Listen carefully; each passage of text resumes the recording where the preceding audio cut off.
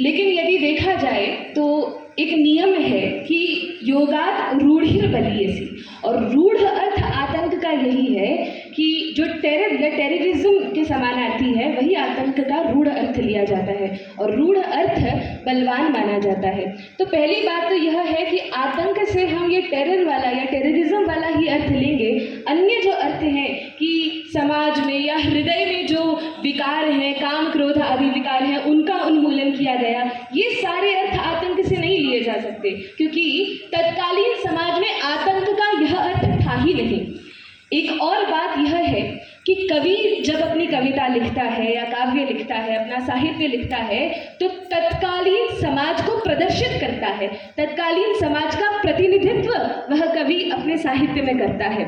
और कालिदास के यदि समय को भी देखा जाए तो उस समय आतंकवाद की कोई विचारधारा या कहीं आतंकवाद फैला हुआ है, कोई युद्ध आक्रमण इस प्रकार का हमें साक्ष्य मिलता नहीं है। इसलिए यही निर्णय किया जा सकता है कि आतंक का वर्णन कालिदास के साहित्य में नहीं है।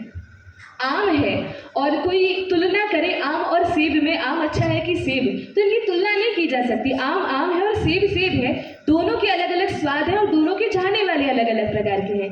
इसी प्रकार से कालिदास उपमा के लिए विख्यात है, उपमा कालिदासस्य। लेकिन आप कहें कि वे क्रांतिकारी बनकर और यह भी वर्णन करें कि उन्होंने आतंक का उन्मूलन किया, तो यह बात ठीक जान नहीं पड़ती।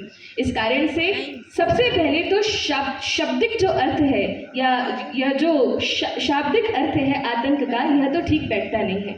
दूसरी बात, यदि साहित्यिक दृष्टि से विवेचन किया जाए तो कालिदास ने जितने साहित्य के ग्रंथ लिखे हैं उनमें भी आतंक या आतंकवाद का कहीं पर वर्णन नहीं है।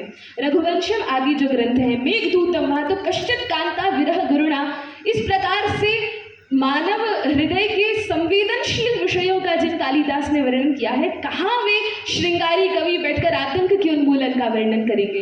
तो इस प्रकार से आतंक के उन्मूलन का वर्णन, उच्छेद का वर्णन, निकाल फेंकने का वर्णन उनके साहित्य में नहीं है। हाँ,